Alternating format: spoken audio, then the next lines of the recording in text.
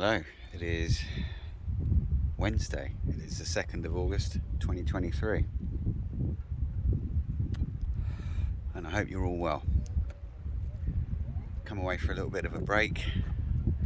That's the room.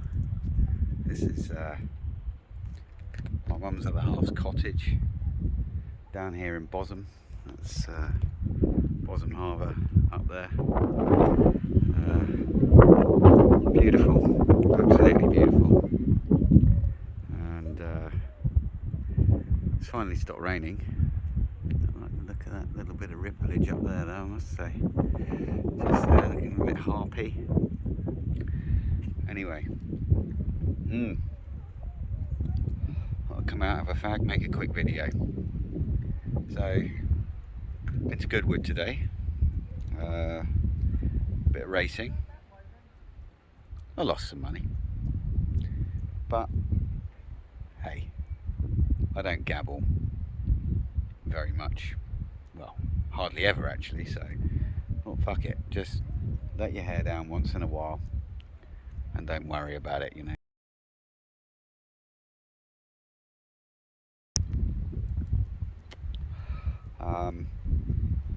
I had a couple of, second and thirds, so it wasn't too bad.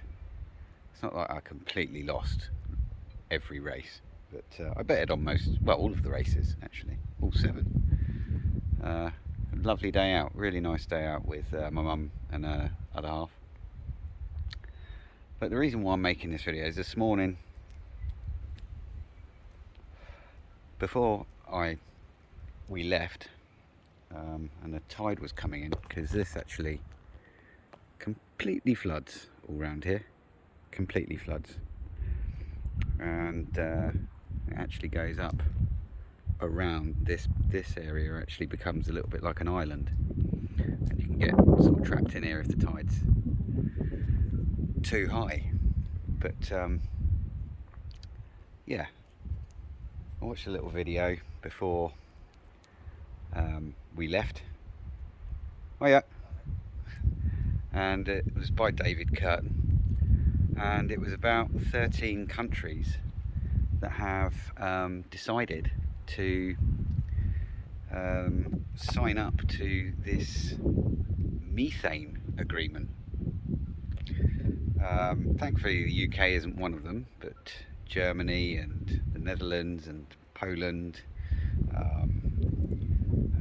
and some other countries have said they'll sign up to it,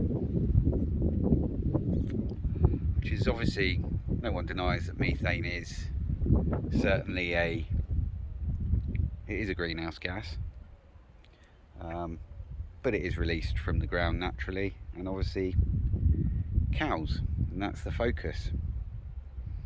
Is they're going to really focus and double down on the agricultural side of methane output, kind of like what we was hearing from the farmer protests in the Netherlands. And obviously they are heroes, as David Curtin said, and he's quite right. They've stood up against the globalists, and they're pushing back still to this day. And that was going on way before. I've got a friend who lives in Holland, and that was going on way before we ever actually knew about it, believe me. Anyway, they're obviously going to be looking at culling livestock because, they're putting out too much methane, right? But why not just capture the methane like they're proposing to capture the carbon dioxide, which isn't really a greenhouse gas, which is going to be put out from these new oil rig plants and new oil licenses that are going to be granted, and pump it under the ground for storage, maybe for even use at a later date. You could really burn methane, you know. The biggest greenhouse gas is water vapour. That's what really traps heat in.